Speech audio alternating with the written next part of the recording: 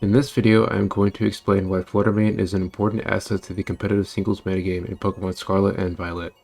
Now, the way I'm going to approach this video is by basically explaining the progression of the metagame, starting at Regulation A where Flutter Mane was not yet allowed, through Regulation B where Flutter Mane became legal in competitive play, all the way through Regulation G where it has seen a very large amount of development, in terms of movesets, items, EV spreads, terra types, etc., and also how it was basically able to keep other top tier threats in check. Now, starting in Regulation A, where Flutter Mane was not yet allowed in competitive play, we saw the metagame develop over the first two seasons of Scarlet and Violet single battles to where strong Pokemon such as Dragonite, Gholdengo, Garchomp, Hydreigon, and Dragapult were able to rise to the top, each with their own reasoning. Dragonite essentially rose to become the number one used Pokemon during the second season, due to it being able to run a large variety of sets and terra types at the highest level, while guaranteeing action with multi-skill, with the most common sets being Dragon Dance plus Roost sets, where it was able to set up while staying healthy. Also commonly supported by Stealth Rock or Toxic Spikes and the option of Terra, which further bring out its strengths. Now, in Regulation B, where Flutter Mane was first introduced into competitive play, lots of players began to basically experiment with Flutter Mane's different capabilities such as sweeping, supporting, or even defending. Flutter Mane had a wide variety of coverage options such as Psyshock, Mystical Fire, Thunderbolt, Power Gem, etc., and also support options such as Thunderwave, Pain Split, Taunt, Charm, Perish Song, etc., which basically allowed Flutter Mane to slow the opponent down or block the opposing win condition. So in summary, it was able to be a versatile Pokemon. It was also able to give players a versatile way in dealing with Dragonite, Gholdengo, Garchomp, and also some of the other top dragons in the meta.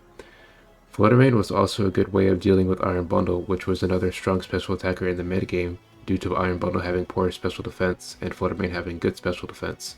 The teams that finished at the end of Seasons 3 and 4 used a bulky Scarf Flutter Mane, which was able to basically run a bulky EV spread while maintaining speed over the top meta threats. Choice Specs, Booster Energy, and Sash were also commonly used items among the top Flutter Manes at this time. With Dragonite in particular, Flutter Mane was able to easily overcome the popular Dragon Dance plus Roost set by using Charm plus Pain Split with a plus speed Booster Energy, which basically allowed offensive plus defensive capability while not caring about the opponent's Terra type on the Dragonite. And also, with the plus speed Booster Energy, it's able to basically outspeed a Dragonite even if it's at plus 2 speed or less. Another benefit was that Flutter Mane was able to be immune to extreme speed and also banded outrage, so it was able to provide these defensive benefits that a lot of teams wanted. However, Flutter Mane had its drawbacks, such as being walled by common defensive Pokemon such as Clodsire and Corviknight, and outmatched by offensive picks such as Assault Vest Analytic Magnezone, Assault Vest Defiant King Gambit, and Assault Vest Dragonite, etc., and most notably having low HP in defense, meaning it can be tied down by priority moves.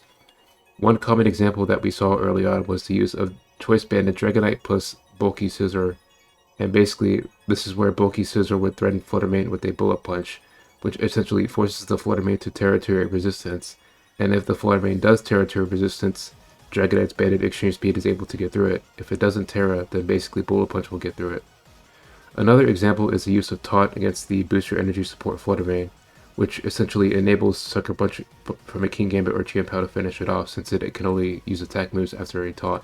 And since I am mentioning Chien-Pao, let's explain the impact Flutter Mane has had on Regulation Z, where the Ruined Legendaries were introduced into competitive play. Flutter Mane was, again, able to provide players with a versatile way of dealing with the top meta threats, most notably the newly introduced Chien-Pao and Chi-Yu. This is where we saw a lot of Specs Flutter Manes go from the classic 252 special attack and 252 speed EV spread to a bulky offensive 4 HP 108 defense EV spread, basically that the Specs Flutter Mane can live a Sucker Punch from Chien-Pao from full HP. The Booster Energy and Sash sets still were able to carry out their support options as well as the previous regulation, being effective against Chien-Pao and Chi-Yu. Tinglu was able to pressure Flutter Mane with this immense bulk and heavy slam, which became more common as the regulation progressed. Flutter Mane was still a great option in terms of greatly reducing the HP of walls such as Wo-Chien and Tinglu, and also forcing them to Terra.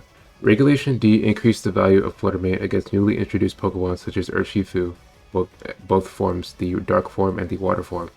However, more Flutter Mane counterplay emerged with the addition of Heatran, Hisuian Gudra, and original Ursaluna.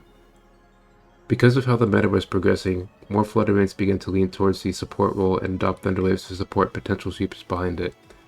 One example that quickly emerged was the classic Booster Thunderwave taught Flutter Mane, plus Sword Stance Punching Glove Urshifu combination, which was a combination that had offensive and defensive compatibility.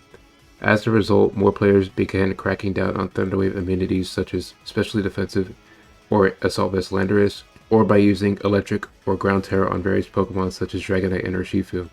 And midway through Season 10, which was the last season of Regulation D, Ogerpon was instantaneously introduced into competitive play with the release of the Teal Mask DLC. All these Ogerpon forms were able to put pressure on Flutter Mane in different ways, such as the Fire form resisting Moonblast, the Water form gaining a special defense boost as a Terras, the Rock form having Sturdy, and the Grass form gaining a speed boost upon using Terra. They all had access to a strong neutral attack and Ivy Cudgel, which allowed them to break down many different Flutter Manes, as well as the ability to recover with Synthesis and stay alive. In Regulation E, Ogerpon immediately became the center of attention, which in turn decreased Flutter Mane's usage. We also saw the addition of Blood Moon Ursaluna into competitive play, which forced Flutter Mane to adjust its EV spread to live the famous Blood Moon plus Vacuum Wave combination, and also Ursaluna commonly ran Assault Vest to be able to win face-to-face against special attackers such as Flutter Mane. Even with these setbacks, Flutter Mane was still able to remain a top meta threat that still excelled at keeping other top meta threats like Dragapult, Urshifu, and Chien-Pao in check. Regulation F was the first regulation that basically allowed us to use the Pokemon that were added in the Indigo Disc DLC, the prominent ones being Archaludon, Porygon 2, Primarina, and Gouging Fire. Archaludon quickly rose over the rest with its versatility and move options. Now, Flutter Mane was able to, once again, rise to the top as it was able to provide players with a way to deal with both stamina and sturdy Archaludons. Because of this, many Flutter Manes were geared towards support, mainly running the Charm sets or Thunderwave sets. This caused a revolution where the Dragon Dance Dragonite started to run Clear Amulet in conjunction with Electric or Ground Terra, which basically granted Dragonite an immunity to both Charm and Thunderwave sets. This was one of the many interesting meta developments that we saw in Regulation F. Regardless, Flutter Mane was able to reign at the top of the usage statistics. Regulation G saw the addition of restricted legendaries into the metagame.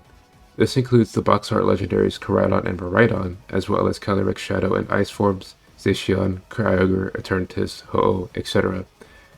Flutter Mane was still able to carry out the previously mentioned support roles while maintaining versatility.